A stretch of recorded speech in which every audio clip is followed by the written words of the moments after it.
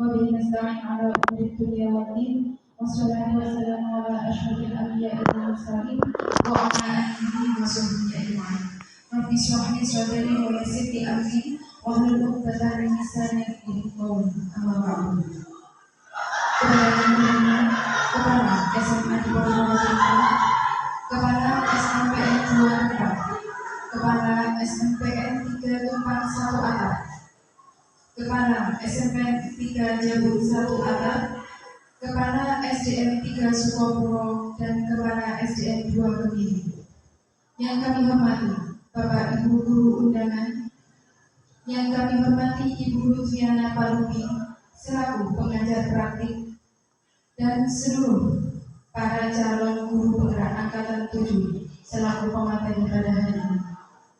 Alhamdulillahirabbil alamin, puji tak ternilai, syukur tak terukur atas kehadiran Allah Subhanahu wa taala yang telah memberikan rahmat serta hidayah kepada kita semua sehingga pada hari ini kita semua dapat berkumpul menghadiri acara diseminasi pemahaman dan pengalaman modul 1.4 budaya positif yang akan disampaikan oleh kelompok 177 B. Kedepannya sholawat dan salam semoga tetap terlimpah wahyu kepada Nabi besar Muhammad SAW yang senantiasa kita dapatkan syafaatnya. Bapak Ibu hadirin sekalian, adapun susunan acara pada pagi hari ini yaitu yang pertama pembukaan, yang kedua menyanyikan lagu Indonesia Raya, yang ketiga sambutan kepala SMA di Purworejo, yang keempat acara inti, yang kelima tanya jawab, dilanjutkan dengan menyanyikan lagu Padamu Negeri, doa dan penutup.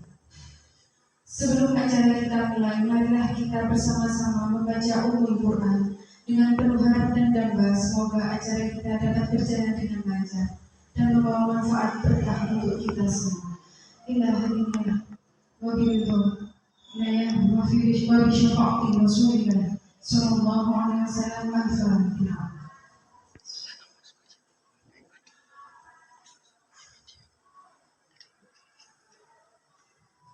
Selesai, terima kasih. Untuk acara yang selanjutnya yaitu menyanyikan lagu Indonesia Raya. Kepada seluruh hadirin mohon untuk berdiri.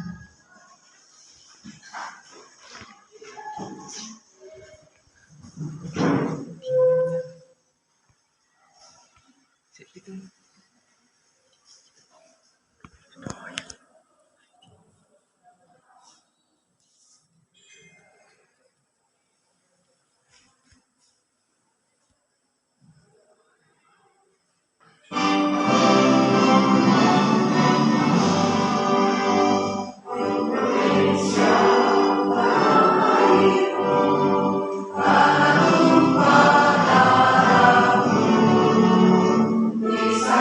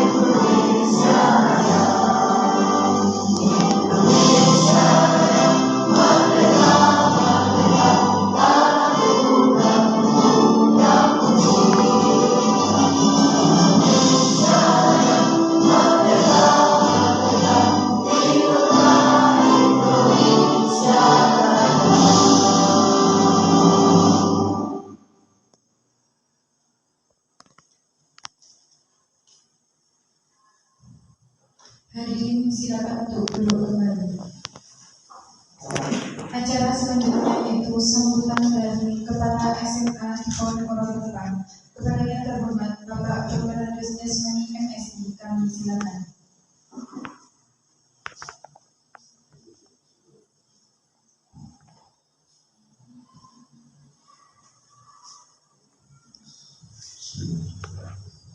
Assalamualaikum warahmatullahi wabarakatuh.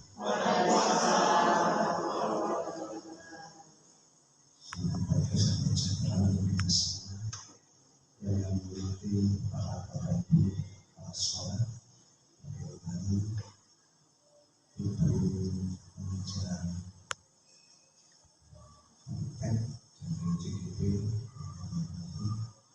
dan para peserta JGP yang juga saya hormati dan lainnya yang tidak bisa saya sebut satu-satu. Juga alhamdulillah pagi hari ini kita bersama-sama di acara ini diseminasi pemahaman dan pengalaman untuk 1.4 budaya positif kelompok 177B berbakat.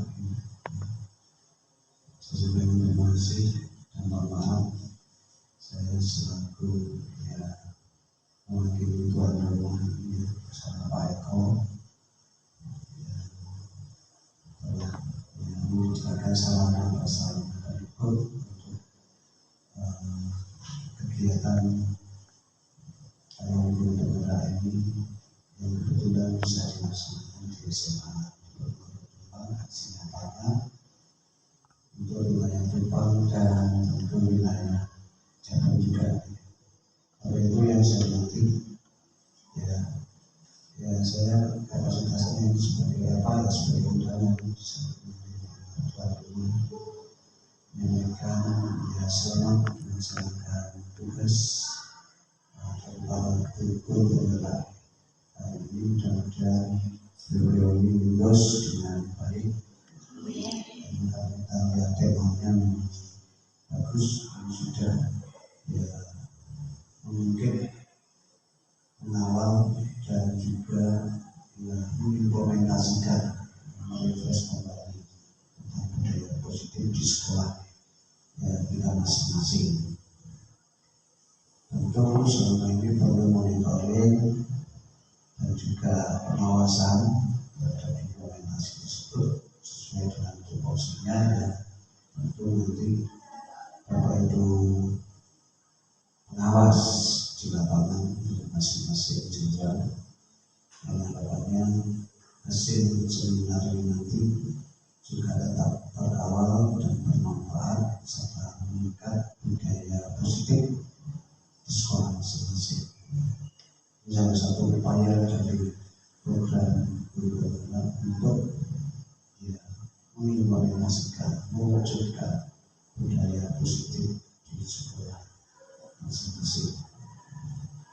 Saya itu dan selamat berseminar dan mudah-mudahan bermanfaat ya seoptimal mungkin. Saya atas nama yang otomatis masih juga mohon jika ada hal yang berkenan bersama Pak Eko, tentu ada lebihnya saya juga minta maaf. Saya kiri mohon memiliki Assalamualaikum warahmatullahi wabarakatuh.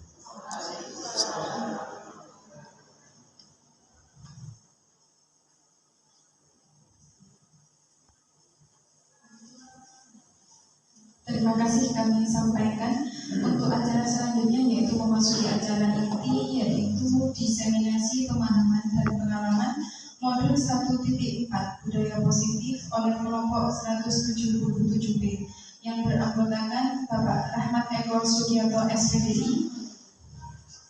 Yang kedua, Ibu Rahayu Tri Pamungkas SPD MPD. Yang ketiga, Ibu Alfia SPD. Yang keempat, Ibu Lulu Lailatul Maftuha SPD GR. Yang kelima, Ibu Desi Rahmawati ST GR. Dan yang keenam, Ibu Filinda Zanai Kemawati SPD. Baik Bapak Ibu hadirin, waktu dan tempat kami serahkan sepenuhnya kepada pemateri.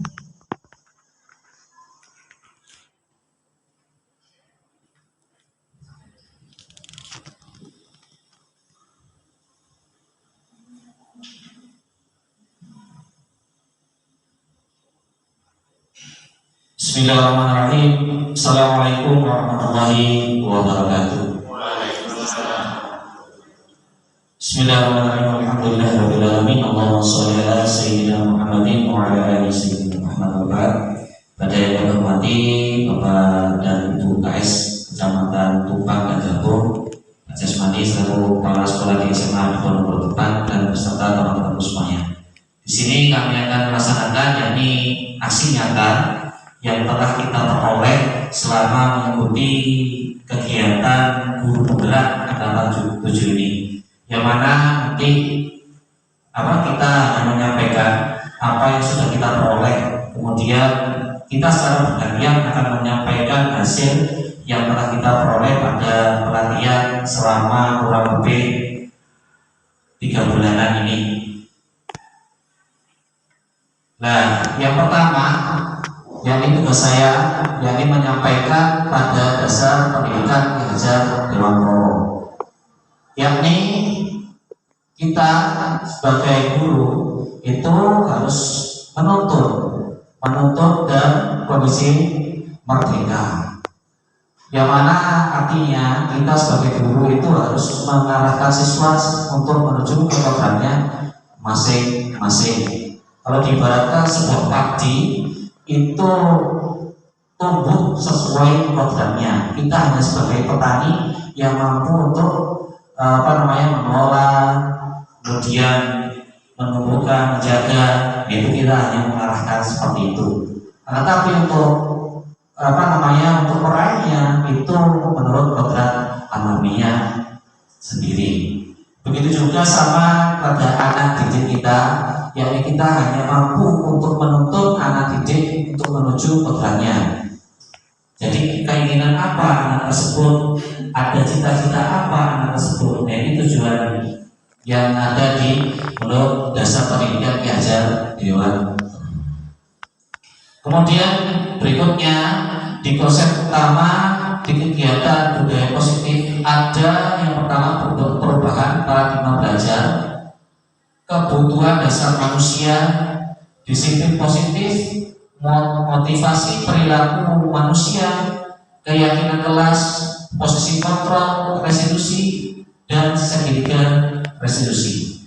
Yang mana semuanya ini, yakni bukan saya saja yang akan menyampaikan, tapi tim kita yang dari CGP 177B ini yang akan menyampaikan secara bergantian atas ilmu yang kita peroleh dari kegiatan yang telah kita pelajari. Nah, yang pertama ini perubahan paradigma dalam belajar ini ya. Yang pertama pembelajaran berdiferensiasi. Nah, kita di kurikulum Merdeka yakni harus membelajarkan yakni berdiferensiasi. Bagaimana penyelesaiannya? Penyelesaiannya yang dimaksud yakni terkait minat, profil belajar dan kesiapan murid agar tercapai peningkatan hasil belajar dan mewujudkan profil pelajar Pancasila. Jadi kita itu mengajar sesuai dengan bakatnya. Ada yang bakat semisal dalam kategori seni, ada yang bakat semisal dalam kategori olahraga, kita kelompokkan. Itu yang berdiferensiasi. Kemudian ini juga sejalan dengan filosofi Ki Hajar Dewantoro. Pendidikan berikan turunan terhadap segala kekuatan program yang dimiliki oleh anak agar anak mampu mencapai keselamatan dan kebahagiaan yang setinggi-tingginya. Nah, itulah yang mana di perubahan paradigma belajar yang ada di Ki Hajar Dewantoro itu. Nah, itu penyampaian yang awal dari penjabaran saya, yang mana nanti akan dilanjutkan kegiatan berikutnya oleh teman kita tentang perubahan apa saja yang ada di di modul 1.4 tentang budaya positif ini. Ini saja pembukaan dari saya, dan kurang lebihnya saya mohon maaf yang sebesar-besarnya. Wassalamualaikum warahmatullahi wabarakatuh. Berikutnya yang akan disampaikan oleh Bu Alfian.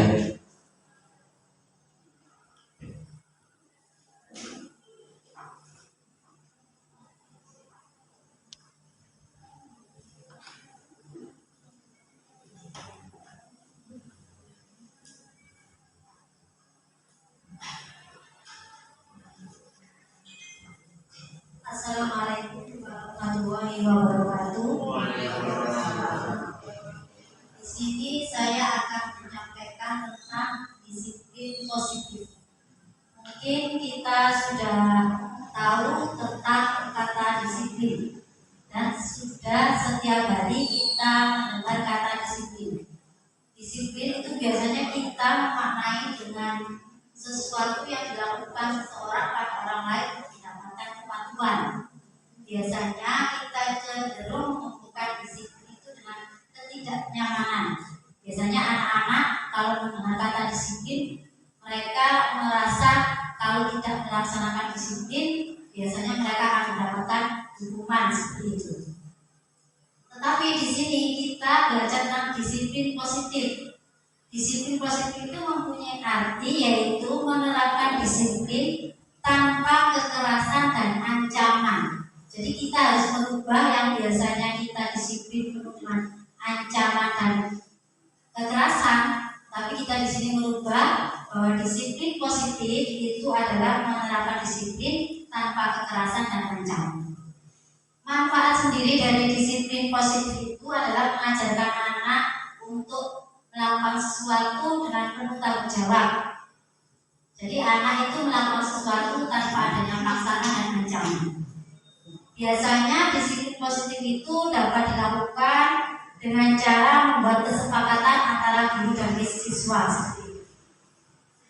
Kemudian cara kita sebagai pendidik untuk menciptakan disiplin positif yaitu kita bisa mengungkapkan perasaan. Jadi hendaknya kita menuntun anak untuk memiliki disiplin diri, yakni bagaimana cara mengontrol diri, kemudian bagaimana menguasai diri untuk memilih tindakan yang mengacu pada nilai-nilai yang benar agar tercapai tujuan yang mulia. Kemudian cara menumbuhkan disiplin pada siswa itu yang utama itu adalah motivasi internal. Jadi cara menumbuhkannya itu dari motivasi dari dalam diri anak itu sendiri. Jadi misalkan anak itu misalkan saat upacara dia berbaris dengan rapi itu dia melakukan tanpa takut karena mendapatkan hukuman. Jadi dia melakukan karena yang ingin berbaris dengan rapi dari dalam diri sendiri. Itu motivasi internal. Kemudian yang kedua ada motivasi eksternal. Jadi kalau misalkan seorang anak didik kita tidak ada motivasi dari dalam dirinya, itu biasanya timbul atau melakukan kedisiplinan karena adanya motivasi eksternal, yaitu motivasi yang didapat dari luar mereka. Jadi misalkan dari dirinya, misalkan kalau kalian tidak bisa berbaris dengan rapi, kalian nanti akan berdiri di depan. Itu adalah contoh salah satu motivasi eksternal.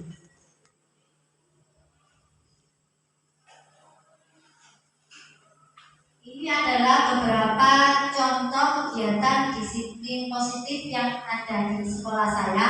Mungkin di sekolah Bapak Ibu masih banyak contoh-contoh yang lain. Ini adalah beberapa. Yang pertama itu adalah kegiatan literasi.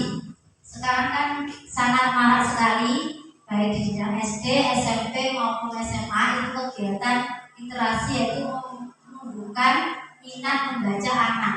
Karena saat ini minat membaca anak itu sangat-sangat minim sekali. Tapi kalau untuk membaca HP mereka sangat berminat.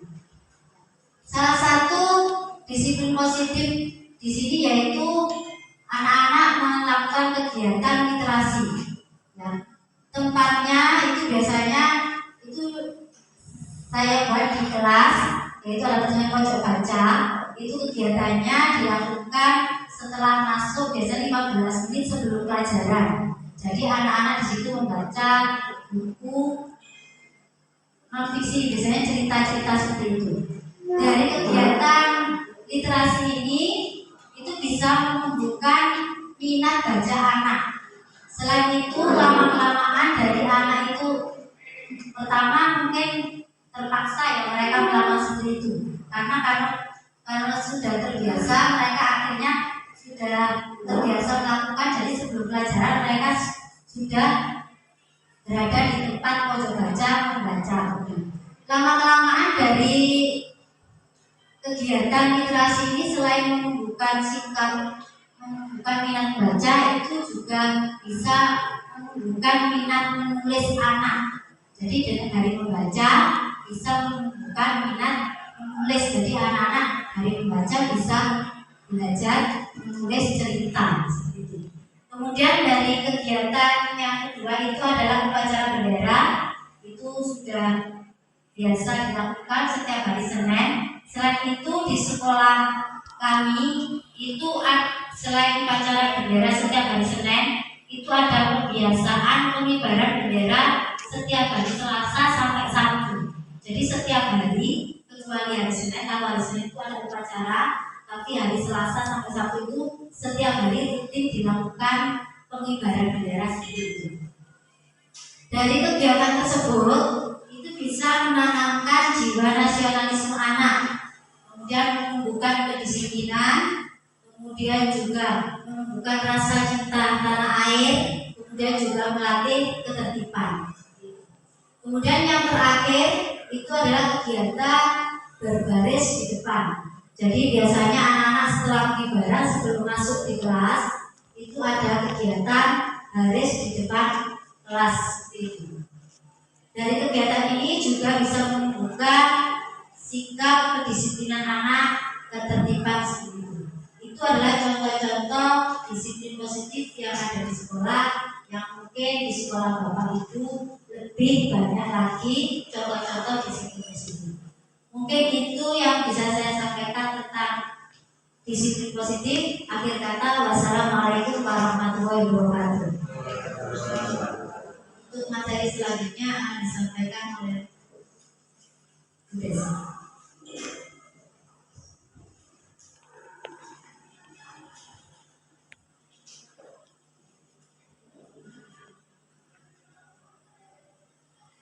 Assalamualaikum warahmatullahi wabarakatuh. Saya akan menyampaikan tentang materi kebutuhan dasar manusia. Kita sebagai makhluk hidup, sebagai manusia, kita pastinya juga membutuhkan sesuatu untuk bertahan hidup. Salah satunya adalah kita makan, kita minum, kemudian kita rekreasi bersama keluarga. Kita melakukan tersebut untuk memenuhi kebutuhan kita. Pada dasarnya kebutuhan kita itu kita lakukan, kita penuhi agar kita dapat melangsungkan kehidupan kita. Kita makan karena kita lapar, kemudian kita minum karena kita haus. Kita belajar karena kita ingin lebih terampil dalam suatu bidang tertentu. Kebutuhan dasar manusia dibagi menjadi 5. Yang pertama adalah bertahan hidup atau survival. Kemudian kasih sayang dan rasa diterima, love and belonging. Kemudian penguasaan atau power, kebebasan freedom, dan kesenangan yaitu fun. Yang pertama adalah bertahan hidup. Bertahan hidup atau survival. Ada fisiologis, biologis, dan psikologis. Untuk fisiologis kita biasanya membutuhkan papan. Kita membutuhkan rumah, begitu juga peserta didik kita. Mereka mereka butuh dengan rasa aman, rasa nyaman di rumah mereka, di sekolah, di kelas, itu supaya fisiologis mereka dapat terpenuhi. Kemudian untuk biologis, makan, minum, kesehatan itu juga termasuk biologis. Kita bisa memenuhinya dengan kalau kita lapar kita makan, kemudian kalau kita ingin sehat kita olahraga. Dan yang terakhir tentang psikologis. Psikologis ini adalah mental anak. Mental anak bagaimana cara kita supaya mereka nyaman dengan kita saat di kelas. Yang kedua yaitu kasih sayang dan rasa diterima. Kebutuhan untuk diterima akan hubungan dan koneksi sosial. Kebutuhan untuk memberi dan menerima kasih sayang, dan kebutuhan untuk merasa menjadi bagian dari suatu kelompok. Kita sebagai manusia pastinya membutuhkan rasa kasih sayang. Rasa kasih sayang kita bisa dari orang tua, dari guru, dari sahabat kita. Ada juga yang kalau kita mempunyai hewan peliharaan, kita merasa sayang dengan hewan peliharaan kita. Kemudian biasanya siswa itu ingin merasa diterima saat dia bekerja sama dalam suatu kelompok. Saat bekerja sama dalam suatu kelompok, mereka ingin, oh saya diterima sebagai anggota kelompok. Oh, kemudian saran saya diterima, itu rasa diterima untuk peserta didik. Yang ketiga yaitu tentang penguasaan atau power. Kebutuhan pengakuan atas kemampuan, yaitu keinginan untuk dianggap berharga, bisa membuat perbedaan, bisa membuat pencapaian kompeten diakui dan dihormati. Salah satu contohnya jika kita melakukan pemilihan ketua kelas. Saat di kelas ada beberapa anak yang saat kita melakukan pemilihan ketua kelas, mereka dengan bangganya, mereka tidak usah ditunjuk, sudah mengacungkan jari sendiri. Bu, saya pun mau bu saya saja bu yang jadi ketua kelas lah. Itu mereka merasa mereka butuh penguasaan. Kemudian yang keempat yaitu kebebasan atau freedom. Kebutuhan akan pilihan dan tidak terlalu terpengaruh orang lain dan senang mencoba hal baru dan menarik.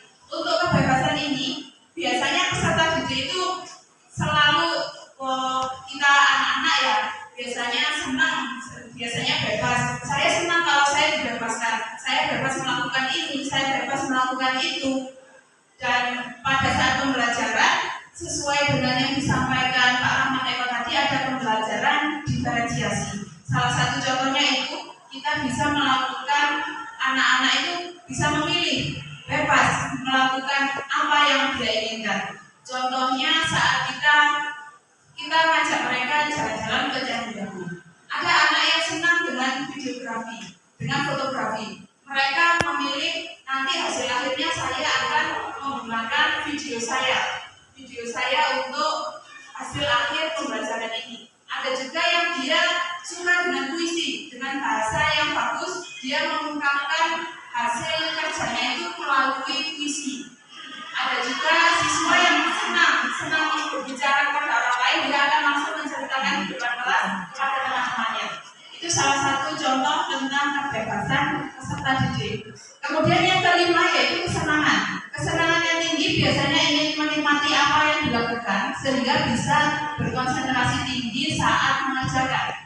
Nah, di sini kita sebagai pendidik salah satunya adalah membuat bagaimana sih caranya mereka peserta didik kita itu senang dengan kita, senang dengan pembelajaran kita. Apa yang harus kita lakukan supaya mereka senang dengan pembelajaran kita? Jika salah satu kebutuhan dasar manusia ini, kebutuhan peserta didik tidak terpenuhi, biasanya akan timbul perilaku yang tidak sesuai dengan aturan. Salah satu contohnya adalah peserta didik yang memalak siswa, memalak temannya sendiri. Nah, kita tidak boleh langsung menyalahkan, kamu kenapa? Kamu kok langsung memalak dia? Ada apa? Kita cari tahu dulu apa penyebabnya. Kalau kita sudah mengetahui penyebabnya dia melakukan itu, kita tahu apa kebutuhan dasar yang dia butuhkan, kemudian baru kita beri, kemudian kita lakukan restitusi. Baiklah, demikian penjelasan saya tentang kebutuhan dasar manusia. Selanjutnya materi akan disampaikan oleh Bu Filia.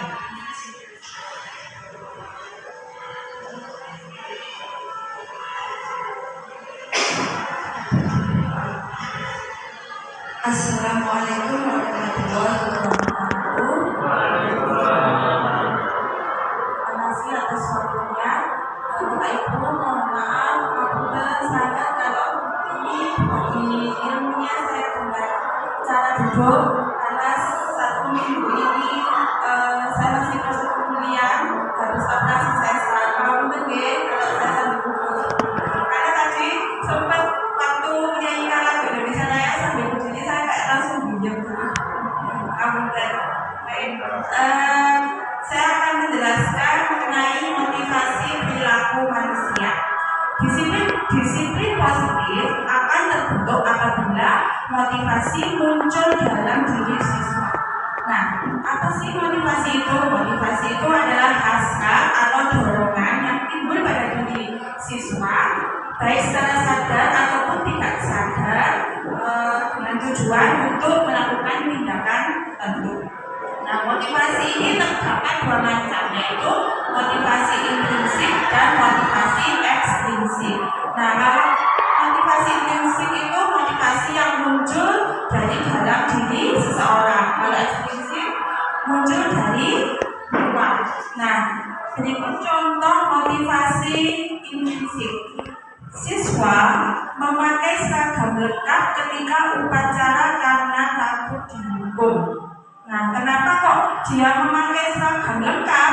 Karena motivasi siswa adalah motivasi yang datangnya dari luar. Dia menghindari ketidaknyamanan dan hukuman, sehingga dia memakai seragam lengkap. Itu motivasi yang muncul dari luar. Kemudian contoh berikutnya yaitu siswa membantu membersihkan halaman sekolah karena ingin mendapatkan imbalan atau penghargaan. Nah, ini juga termasuk contoh motivasi ekstrinsik. Nah, disiplin positif itu terbentuk apabila motivasi dalam diri siswa itu muncul, yaitu motivasi intrinsik. Nah, ini contohnya, siswa melakukan nilai kebajikan akan dirinya untuk mencapai tujuan yang diinginkan. Jadi misalnya siswa mau membersihkan lingkungan sekolah karena dia memiliki nilai-nilai yang mereka yakini, yaitu ketika membersihkan lingkungan adalah sebagian dari iman, karena dia memiliki nilai-nilai keyakinan yang ada pada dalam diri siswa. Kemudian konsep disiplin dengan identitas gagal. Maksudnya identitas gagal ini ketika siswa tidak dapat mencapai perannya sebagai siswa. Nah, dengan diberikannya hukuman dan penghargaan itu konsep disiplin dengan identitas gagal. Kenapa? Karena ketika siswa mendapat hukuman yang dibuat oleh guru, maka siswa akan merasa dirinya itu tidak nyaman, terus menyakitkan. Kemudian siswa merasa takut, murid merasa bersalah, bahkan murid merasa marah, rendah diri dan mengasingkan diri. Bahkan juga akan merasa benci dengan guru yang memberikan hukuman. Nah, kemudian yang kedua yaitu penghargaan. Penghargaan itu tidak efektif apabila dilakukan secara terus-menerus. Kemudian sifat ini akan timbul pada diri siswa ketika misalnya siswa mendapat ranking pertama, kemudian mendapat penghargaan piala seperti itu ya. Nah, untuk murid yang lainnya bisa dipilih karena selalu saja siswa itu yang mendapatkan ranking 1. Kemudian penghargaan juga akan mematikan kreativitas siswa. Ketika siswa menampilkan kreasinya, kemudian kreasi tersebut tidak mendapatkan nilai yang bagus, ya, maka dia akan merasa kecewa dan tidak akan mendapatkan penghargaan. Kemudian menghukum dengan sistem ranking tadi. Ketika ada sistem ranking 1, ranking 2, ranking 3, itu juga akan mengakibatkan siswa yang lainnya merasa iri. Kemudian merampas hak untuk menghargai diri sendiri. Karena ketika siswa mendapat penghargaan, maka dia tidak bisa menghargai dirinya sendiri. Karena ketika kita melakukan sesuatu yang baik, yang positif, itu karena dia ingin mendapatkan penghargaan, tidak menghargai dirinya sendiri. Kemudian konsep disiplin dengan identitas sukses. Nah, ini yaitu konsekuensi dan restitusi. Konsekuensi di sini sesuatu yang harus terjadi, adanya stimulus dan respon, kemudian bertahan dalam jangka waktu pendek. Kemudian murid akan menghormati peraturan dari guru, memerlukan monitoring terus-menerus dari guru, murid kehilangan waktu untuk mengatasi masalah. Nah, konsekuensi di sini misalnya, Bapak Ibu ya, misalnya guru dengan murid di kelas itu membuat kesepakatan bahwa misalnya ketika pembelajaran berlangsung dia mengobrol saja, ya, maka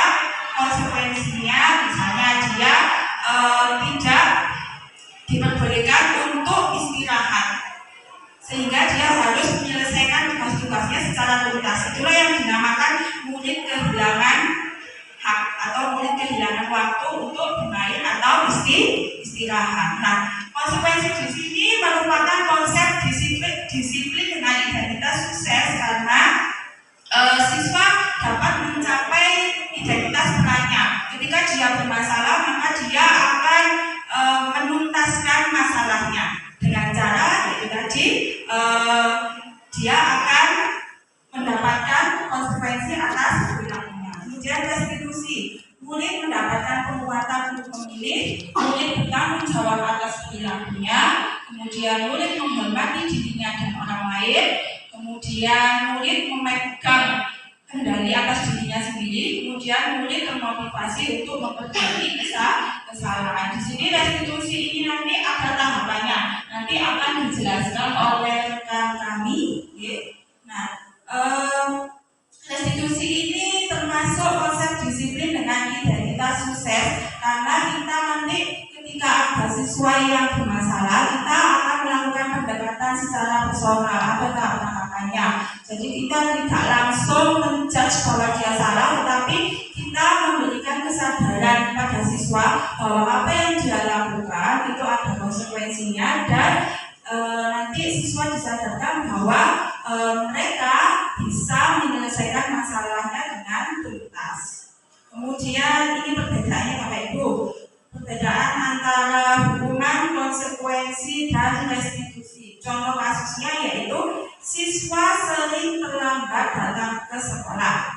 Ketika siswa diberi hukuman, guru menghukum siswa untuk lari mengelilingi sekolah 10 kali putaran. Siswa akan menjadi takut dan pendiam. Bahkan siswa juga akan merasa jengkel kepada gurunya, karena siswa merasa saya itu terlambat karena tadi misalnya di rumah direpotkan dengan orang tuanya, disuruh misalnya membantu orang tuanya menyapu atau mengurusi adiknya. Nah, di konsep restitusi itu nanti akan digali kenapa dia terlambat datang sekolah. Jadi tidak langsung diberi hukuman, tapi istilahnya kalau di dalam BK itu melakukan konseling secara individu.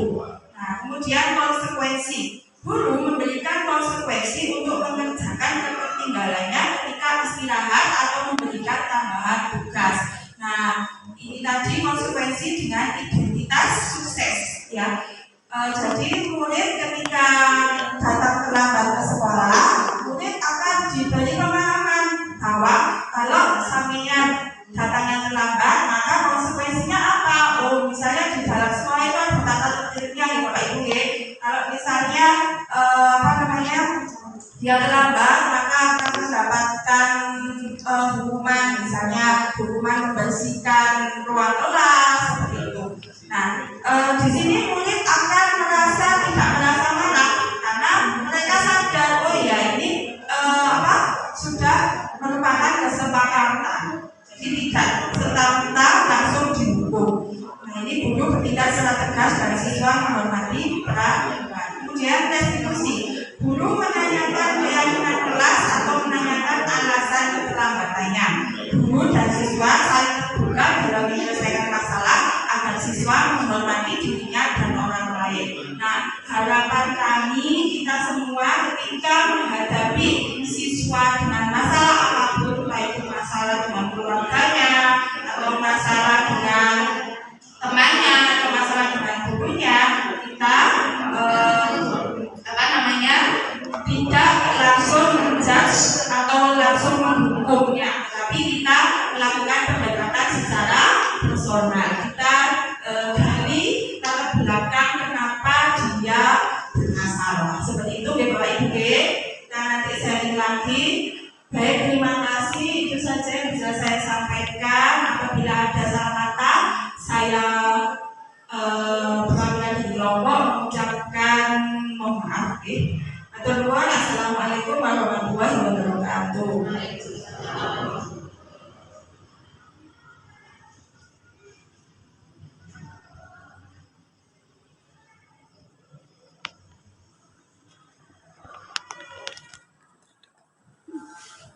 Assalamualaikum warahmatullahi wabarakatuh.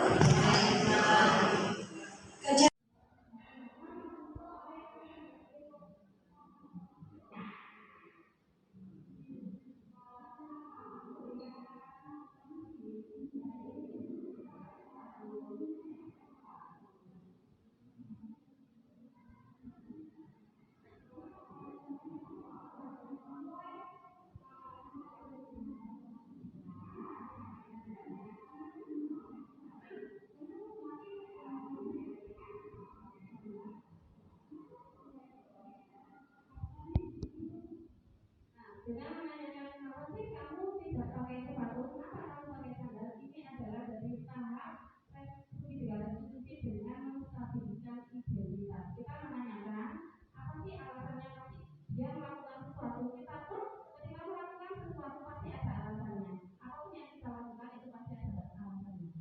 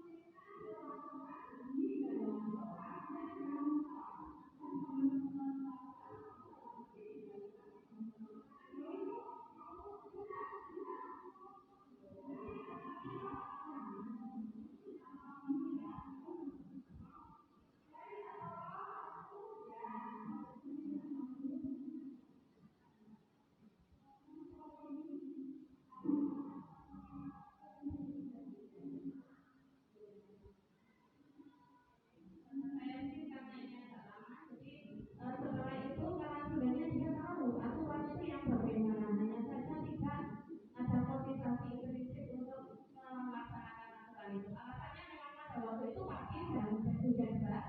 Kita tuh kalau hujan deras itu kan berangkat kerja kita juga pakai sandal kan, kemudian di kelas kita ganti pakai sepatu.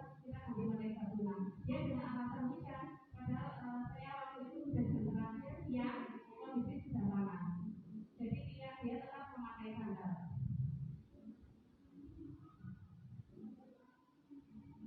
Ini tahapan selanjutnya yaitu menanyakan pemakaian sandal. Dia masih belum mau. Sebenarnya dia tahu aturannya, tapi dia mau tidak mau menuliskan peraturan yang harus dipatuhi ke papan tulis karena apa? Karena egonya. Tiap anak kan punya ego masing-masing. Kalau seperti itu, Bapak Ibu guru lihat bagaimana kalau menghadapi murid seperti itu ya. Kalau saya sih pengen belajar, tapi ya karena sekarang kita mempelajari pendidikan institusi ya, kita praktekkan dengan diri kita.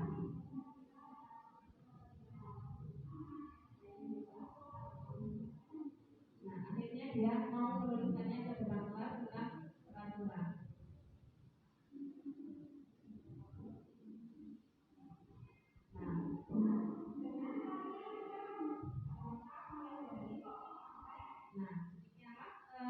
Ide saya mohon maaf itu waktunya diambil ketika kelas meeting, jadi tidak memakai seragam dan pelaku utamanya itu memang sebenarnya Vivi, tapi saya yang untuk saya tes video bukan Vivi karena dia emosinya itu masih terlalu belum bisa dikontrol gitu. Nah, dengan menghadapi siswa yang seperti itu, kira-kira Bapak Ibu kalau di kelas gimana? Gimana? Ya, didekati ya Bu ya. Ya, silakan ya Bu ya.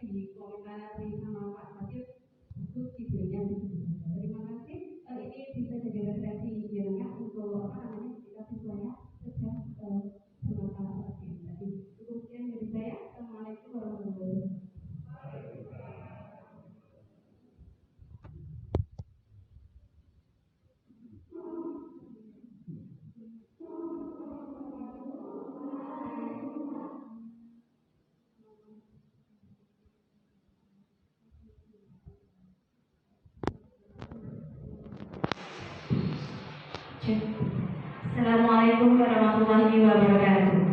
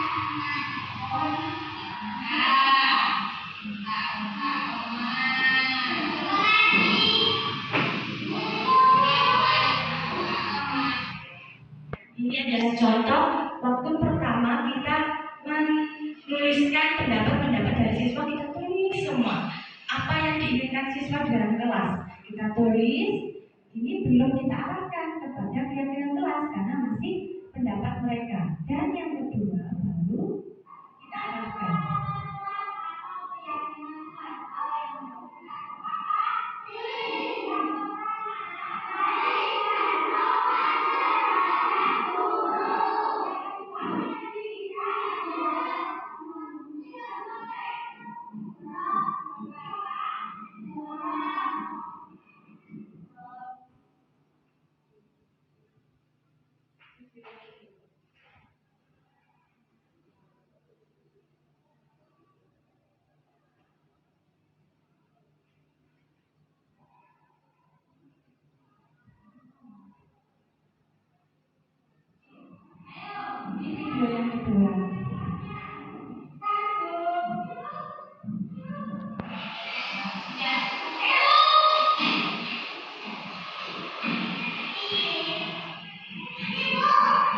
Nah, di video kedua ini saya mengarahkan kepada anak-anak tentang pernyataan yang positif. Yang pertama tadi sudah mengungkapkan apa pendapatnya, yang kedua yaitu pernyataan yang positif.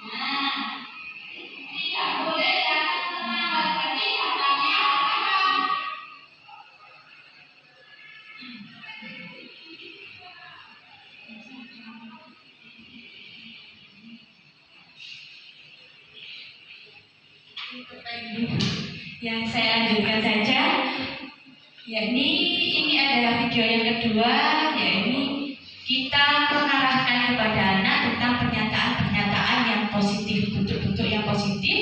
Selanjutnya setelah disepakati bersama, maka anak-anak akan menempel keyakinan kelas itu di dinding tembok. Ini adalah bentuk dari keyakinan kelas yang sudah saya terapkan, yang sudah ditempel di dinding tembok, yang sudah disepakati di kelas 4.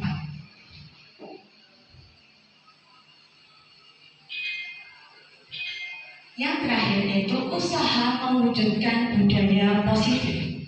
Di sini tugas dari penerapan disiplin positif itu adalah agar terbentuk murid-murid yang berkarakter, yang berdisiplin, santun, jujur, bertanggung jawab, dan merupakan pembelajar sepanjang hayat sesuai dengan standar lulusan kompetensi. Dan yang kedua, yakni untuk menciptakan lingkungan yang positif, maka setiap warga sekolah dan pemangku kepentingan perlu saling mendukung, saling berkontribusi, dan saling berperan dalam menerapkan nilai-nilai kebajikan di dalam sekolah sesuai dengan kompetensi pengelolaan yang telah ditetapkan. Demikian presentasi dari ke-6 calon guru penggerak. Sebagai penutup, kita lihat lagi Bapak Ibu biar semangat. Salam guru penggerak, bergerak, tergerak, menggerakkan. Terima kasih. Wassalamualaikum warahmatullahi wabarakatuh.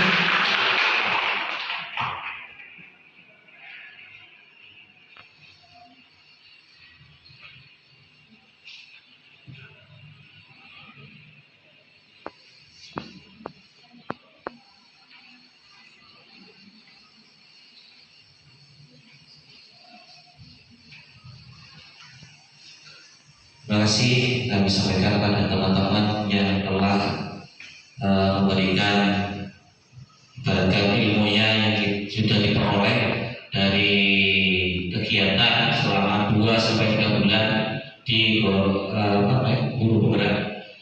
Jadi acara berikutnya sesi tanya jawab. Mungkin kami berikan 3 pertanyaan ya. Monggo apabila ada yang ingin ditanyakan, insya Allah nanti kita jawab sesuai dengan kemampuan yang telah kita peroleh pada kegiatan pada hari ini. Monggo seperti itu yang bertanya.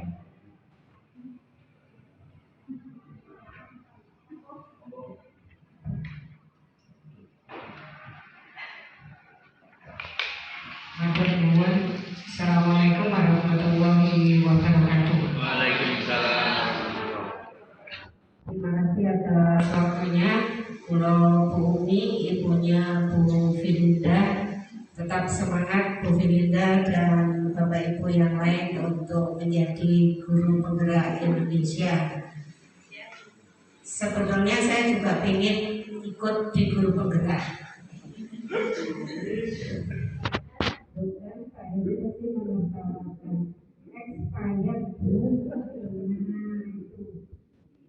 Hari ini saya benar-benar mendapatkan pencerahan bahwa hukuman itu tidak layak dilakukan di sekolah. Nah, itu budaya positif yang memang harus dijalankan dengan penuh kesadaran dan tanggung jawab. Satu kata kunci tadi, Bapak Ibu guru harus mengontrol emosi. Kalau guru-guru tua biasanya juga mendukung, Bu, Pak, ya. Semoga yang guru-guru muda tidak suka mendukung. Nah itu, kami mohon penjelasan sedikit kembali untuk bagaimana melaksanakan segitiga restitusi tadi, yang kata kuncinya guru harus mengontrol emosi. Gurunya nggak boleh marah. Bu Paluti, Bu Guru boleh marah kok.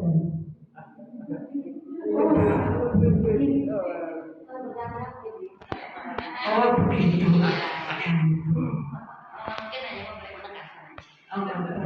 Nah itu kami mohon bagaimana melaksanakan segitiga restitusi di sekolah.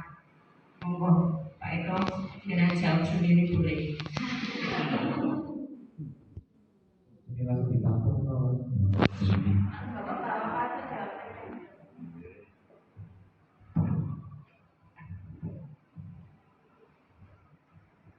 Oke, mungkin sebatas pengetahuan. Memang kita sebagai guru itu, ya kita sebagai manusia biasa mungkin dengan anak yang sedemikian rupa tadi itu akan mulai ya. Karena itu kita sebagai manusia bisa ya bagaimana. Jadi harus ada efek marah gitu. Tapi kita harus bisa mengontrol dengan harapan anak tersebut mau insya Allah anak ini akan mudah digerakkan karena kita menyentuh hatinya langsung. Karena dengan kekerasan itu kita tidak memperoleh apapun, akan tetapi kita hanya memperoleh anak itu kemungkinan makar dan lain sebagainya. Nah kalau kita sabar, insya Allah dengan kesabaran itu kita bisa mengarahkan ke jalan yang positif dengan cara-cara yang positif. Mungkin itu sedikit nanti bisa ditekankan oleh teman-teman, mungkin tambahan dari teman-teman.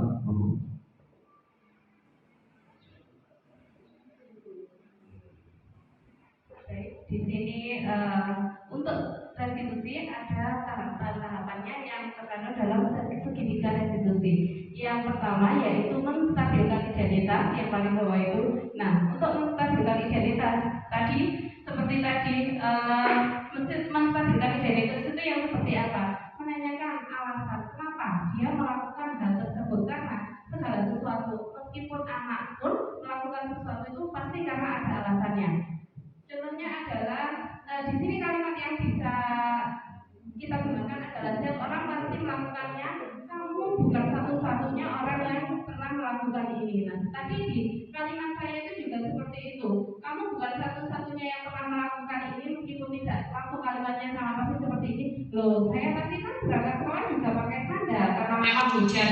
Tapi kan sekarang sudah terang, jadi kita harus pakai sepatu. Yang pertama yaitu menstabilkan identitas alasannya. Kenapa kamu tidak pakai sepatu? Kenapa kamu pakai sandal? Yang pertama karena hujan. Kita harus menanyakan alasannya dulu.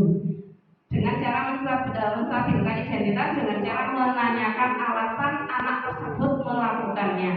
Yang kedua yaitu validasi tindakan yang salah.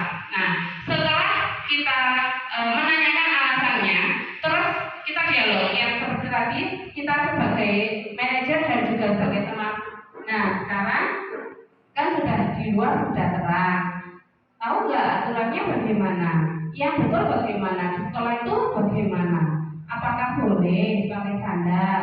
Ataukah harus kan pasti otomatis kita nggak usah jawab, biar dia sendiri, biar muridnya aja yang jawab. Karena kalau kita yang jawab kesannya kayak gitu ya, tidak menunjukkan motivasi intrinsik. Jadi kalau kita itu cuma mancing-mancing dengan pertanyaannya aja, biar mereka itu menjawab sesuai dengan motivasi intrinsik mereka. Dan setelah itu kan, jadi kalau mereka sudah tahu, sebenarnya udah tahu. Jadi kan beda ya. Kalau kita kasih tahu jangan pakai sandal ketika sekolah, harus pakai sepatu. Kalau kita seperti itu sering dilanggarnya sama anak. Tapi kalau mereka merasa sadar, oh ya ini sekolah bukan rumah, jadi harus pakai sepatu. Nah seperti itu akan lebih melekat lebih lama. Itu untuk yang kedua, validasi tindakan yang salah. Jadi biarkan siswanya menjawab sendiri bagaimana peraturannya dan apa yang dilakukannya dalam melanggar peraturan tersebut. Yang ketiga adalah menanyakan keyakinan.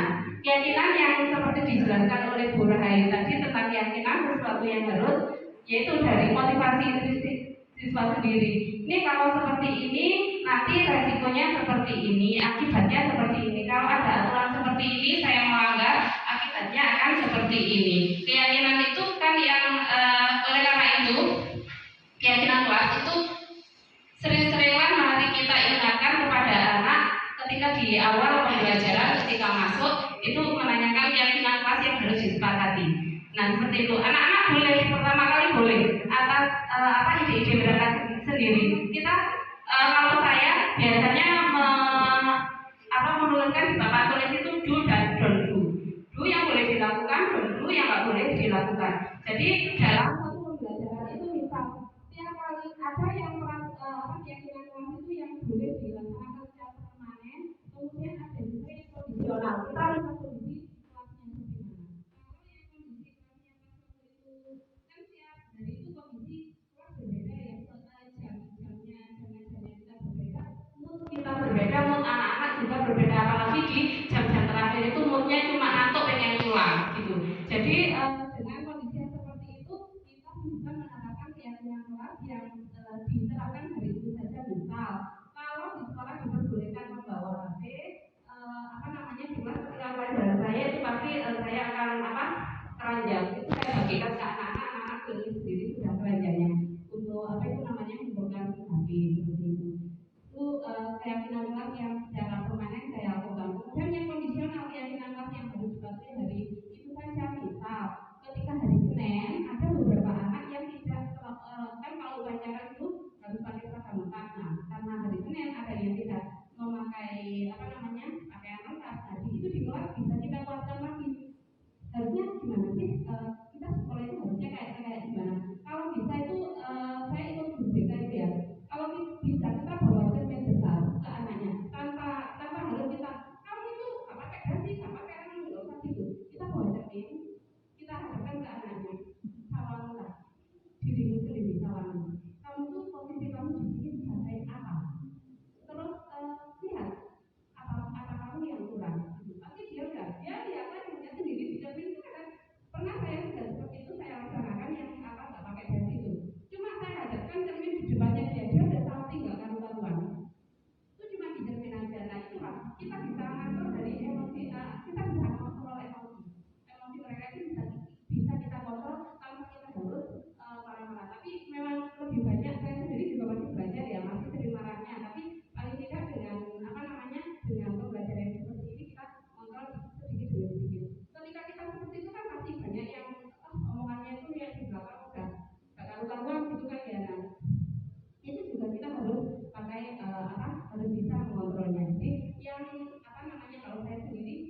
yang seragamnya nggak lengkap itu saya suruh aja lokasi mungkin saya tanya yaitu yang menanyakan keyakinan itu. Nah ini apa kira-kira kamu itu kenapa?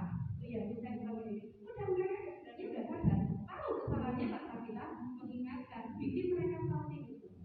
Terus akhirnya mereka karena salting itu kan akhirnya ada semacam kemauan kalau saya kayak gini kan nanti mau jadi gitu lagi dia kan pakai seragam lengkap. Demikian itu penjelasan dari saya. Mohon maaf kalau banyak salahnya ibu ya. Terima kasih. Terus Budi. Terima kasih sangat mencerahkan dan juga banyak sangat bagus.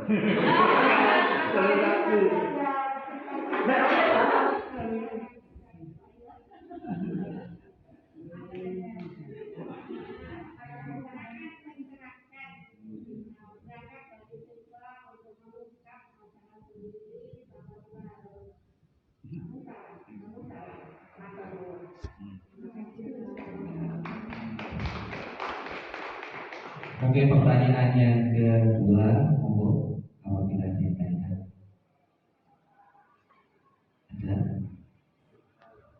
Aku monggo.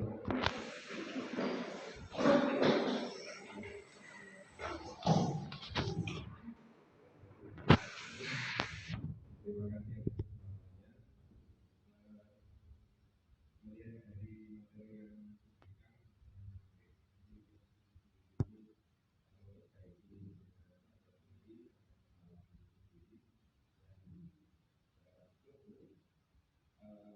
yang ketika mendapatkan mungkin saya dalam penanganan kasus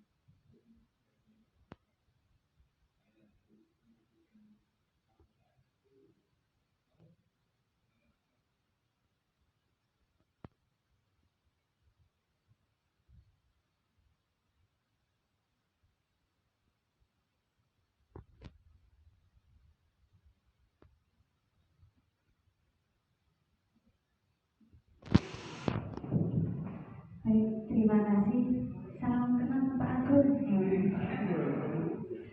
Baik, terima kasih.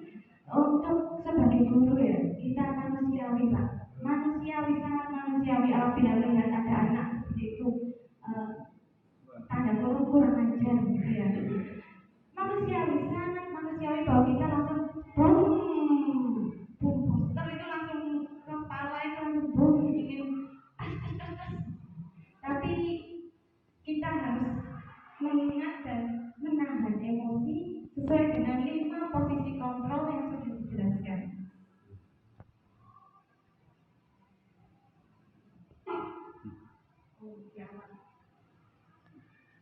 Nah, di sini kita memilih sebagai apa? Apakah kita langsung memilih sebagai pendukung? Langsung dukung, keluar, lari, cari lapangan, langsung anaknya langsung sampai Pak. Tapi apakah itu akan membuat mereka jerah atau malah merasa dendam? Biasanya anak atau kita pilih sebagai teman, kita rangkul. Sampean ngomong itu benar Pak. nggak menghargai Pak Guru? Pak Guru di depan loh. Ayolah kita best friend, kita sebagai teman, kita menyentuh hatinya, atau kita memilih sebagai pembuat merasa bersalah. Misal dia beberapa kali melakukan itu, sama juga berapa kali melakukan itu. Nah, masa sama nggak suka sama Pak Guru, nggak kasihan tak sama Pak Guru, kecewa Pak Guru. Nah, agak milu-milu sedikit Pak. Terus mungkin kita sebagai pemantau, hari ini kamu sudah melanggar peraturan apa? Hari ini salah lapor, ayo lapor. Mana itu benar apa salah? Nah, kita memantau. Atau sebagai manajer, apakah kamu tahu kesalahanmu? Tadi Bapak bertanya, apakah kita lakukan segitiga restitusi itu di luar jam pelajaran atau setelah? Sebaiknya setelah pembelajaran Bapak berlangsung. Jadi biarkan dulu anaknya. Lalu setelah itu kita panggil, kita lakukan segitiga restitusi. Jadi mungkin kalau di SD ada Pak seperti itu. Ada kelas 1 di kelas 1 Pak. Mohon maaf nih benar. Kelas 1 Pak. Amit-amit jangan dulu. Jadi mangle Pak sampai hafal saya namanya. Aduh namanya. Jadi dia itu suka yang depannya, ikan-ikannya, waduh, sampai senior saya di sekolah buyut itu sampai yang nggak pernah marah itu sampai bawa jotek, aduh, kaget saya. Tapi wajar, karena guru senior tidak pernah menanggapi anak seperti itu, jadi emosinya langsung naik. Jadi wajar kita sebagai guru kita emosi itu wajar, tapi alangkah baiknya dengan adanya sharing-sharing ilmu ini kita bisa menahan diri, mengontrol, dan kita bisa memposisikan diri kita mau sebagai apa? Apakah kita langsung menghukum? Apakah kita mau sebagai teman dulu? Apakah kita mau sebagai manajer? Ataukah kita sebagai pembuat merasa bersalah? Dan sebagainya. Jadi kita banyak sekali cara. Jadi jangan langsung kita membuat wah, itu mungkin jangan sampai kita nanti viral Pak. Wah, viral di TikTok bahaya. Jadi seperti itu, sekian sedikit tapi mungkin bisa berkesan dan bisa diterapkan. Terima kasih. Wassalamualaikum warahmatullahi wabarakatuh. Sedikit langsung. Oke. Bisa saya terangkan nanti. Oh, alhamdulillah. Harus Pak.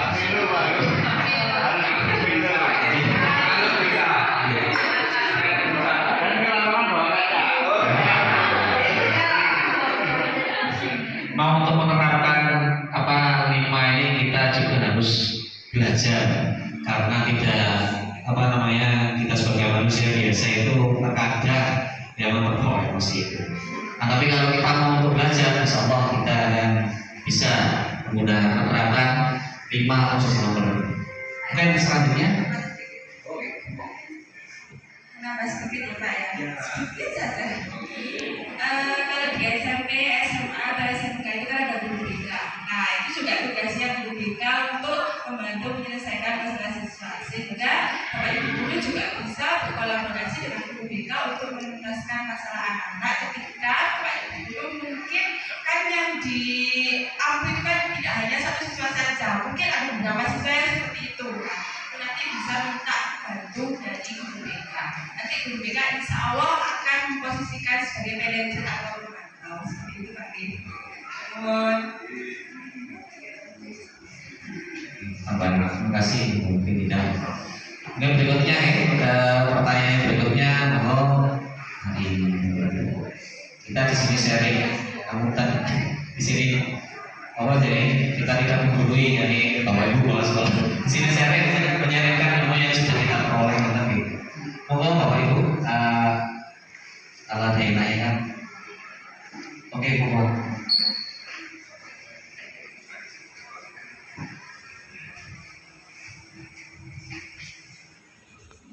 Baik, terima kasih semuanya. Tadi saya sedikit banyak mengkomunikasikan dan mendengarkan yang sudah dijelaskan untuk menumbuhkan budaya positif, tapi diantaranya memerlukan adanya motivasinya. Nah, motivasi tadi sudah disebutkan ada dua, ya, internal dan eksternal. Dari sini kira-kira yang berperan itu yang mana yang berperan paling dominan? Tentunya kan faktor internal. Nah, pertanyaan saya, bagaimana cara menumbuhkan motivasi internal kalau si yang bersangkutan itu sendiri sudah tidak butuh istilahnya seperti itu? Baik, terima kasih. Itu saja.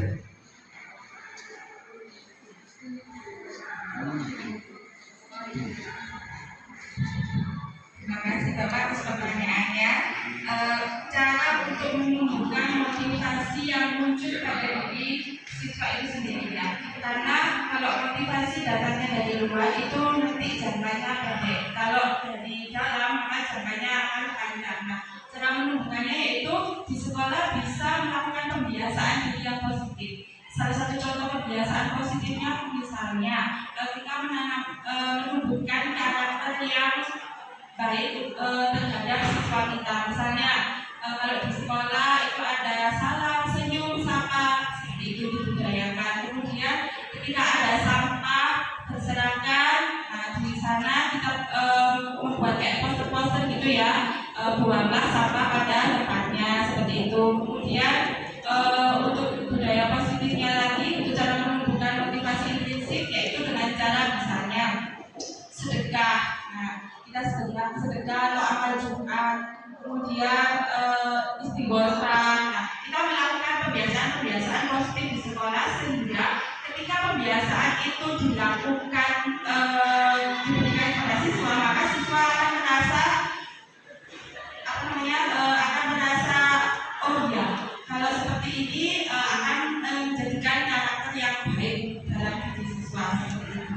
Intinya kalau menurut saya motivasi itu tumbuh ketika di sekolah itu melakukan pembiasaan diri positif terhadap siswa. Seperti itu, Bapak. Terima kasih.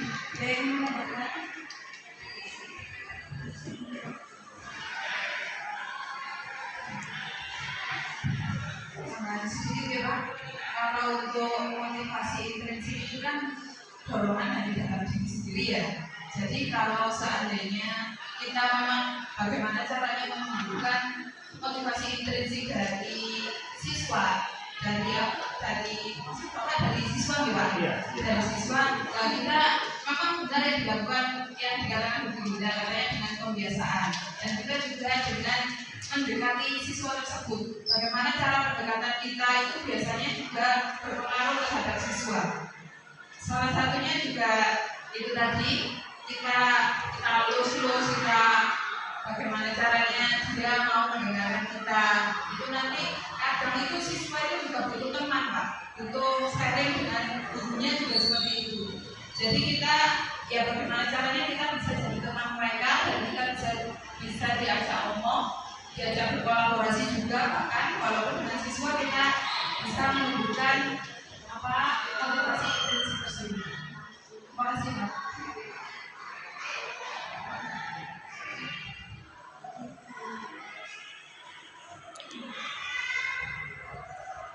Saya akan menambahkan sedikit cara menumbuhkan motivasi internal dari dalam diri anak. Tadi sudah disebutkan itu yang terpenting itu adalah contoh atau teladan. Jadi kita sebagai guru itu harus memberikan teladan atau contoh-contoh pada anak-anak. Karena biasanya itu anak-anak apalagi anak SD itu biasanya mereka itu lebih manjur, maksudnya kalau diberi contoh, misalkan gurunya datang tepat waktu, itu mereka akan lebih mencontoh. Jadi kalau misalkan gurunya datang terlambat, mereka bisa gurunya kok boleh terlambat. Kan mereka seperti itu. Jadi yang lebih utama itu yang lebih lanjut itu adalah ada contoh. Jadi dari contoh gurunya loh, kabeh nek teko tepat waktu aku ya coba bunyi. Bisa seperti itu. Jadi kita tidak perlu banyak bicara, tapi melakukan contoh-contoh. Misalkan ada sampah ya, kita tidak usah bilang, ayo sampah dibuang sini, nggak usah. Kita ambil, kita buang di tempat sampah. Dengan seperti itu, anak-anak akan mencontoh. Mungkin seperti itu contohnya. Jadi kita memberikan contoh-contoh yang baik setiap hari pada anak-anak.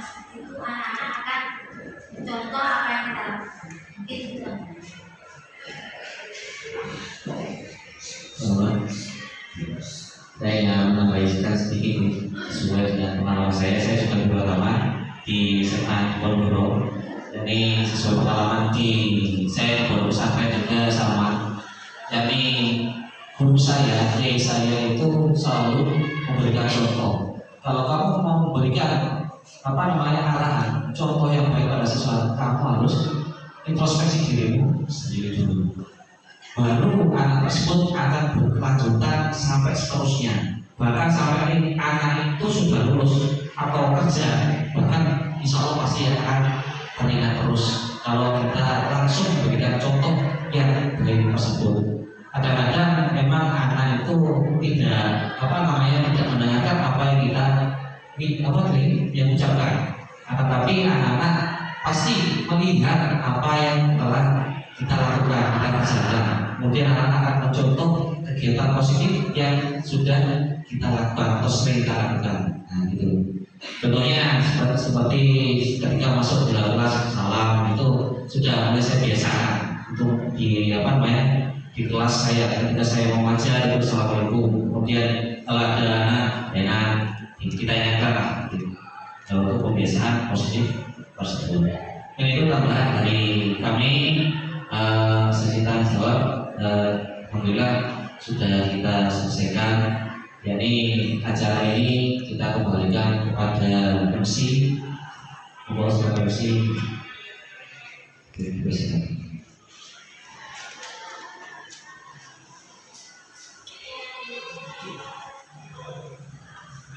Alhamdulillahirrahmanirrahim. Pemaparan atau diseminasi pemahaman dari pengalaman modul 1 budaya positif telah selesai dilaksanakan dan banyak sekali ilmu baru yang kita dapatkan pada ini.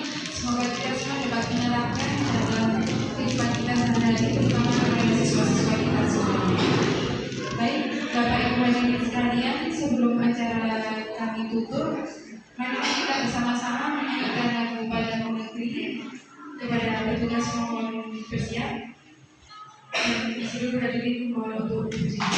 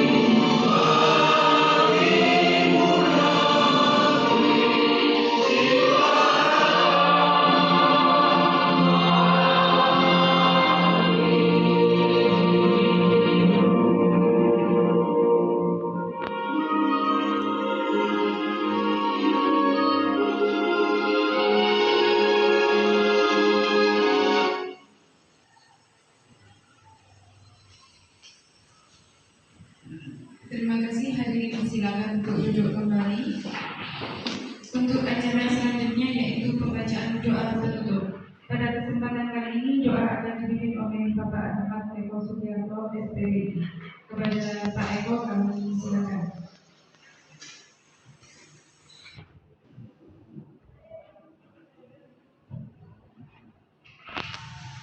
Kita bersama-sama ikhlaskan doa apa yang kita peroleh pada hari ini diberikan rahmat Allah Subhanahu wa taala. Amin.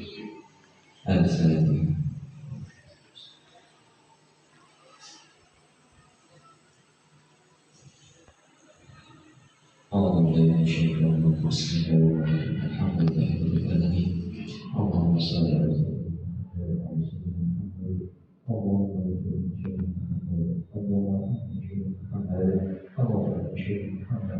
وفتح إيماننا وشهادتنا وإلى الخير وشر الفتن وخير بنا ديننا وحرم الدنيا والآخرة. اللهم يا آخر خلقنا لا إله محمد رسول الله صلى الله عليه وسلم. يا الله يا الله يا الله بحسن الخاتمة. يا الله يا الله يا الله بحسن الخاتمة. يا الله يا الله يا الله بحسن الخاتمة. اللهم اجعلنا وأولادنا وذريتنا وتلاميذنا ومشايخنا وأستاذنا وأهلنا وأبناء تربيتنا من أهل العلم وأهل الخير وأهل الهدى والسنة والسنة والجماعة ولا تزل ولا شيء. ربنا ظلمنا أنفسنا وإن لم تغفر لنا وترحمنا لنخسر. ربنا آتنا في الدنيا حسنة وفي الآخرة حسنة وقنا عذاب النار. وصلى الله على سيدنا محمد وعلى آله وصحبه وسلم. سبحان ربك رب العزة عما يصفون وسلام على المرسلين والحمد لله رب العالمين. بسم الله الرحمن الرحيم.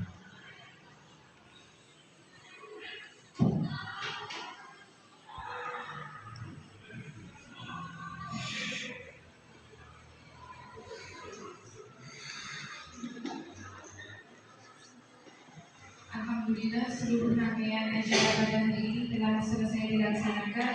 Semoga membawa berkah dan manfaat untuk kita semua. Jadi saya sebagai pembawa acara mulai awal sampai akhir, apabila ada kekurangan saya mohon maaf. Terima kasih atas segala perhatian. Ihdinas siratal mustaqim. Wassalamualaikum warahmatullahi wabarakatuh.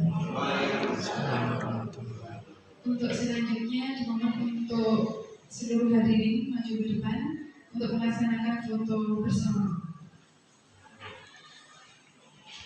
Assalamualaikum warahmatullahi wabarakatuh. Saya Bu Nur Kayani, Kepala Sekolah SDN 3 Sukopuro. Saya sangat berterima kasih. Untuk selanjutnya, selamat berkarya, selamat beraktivitas kepada Bu Rahayu. Tetap semangat menjalankan program yang sudah diprogramkan dan semangat untuk selalu menjalankan tugas dari program CGP. Saya rasanya itu, saya akhiri. Wassalamualaikum warahmatullahi wabarakatuh. Assalamualaikum warahmatullahi wabarakatuh. Perkenalkan, nama saya Riko Widiantoro. Saya guru di SD Negeri 3 Sukopuro.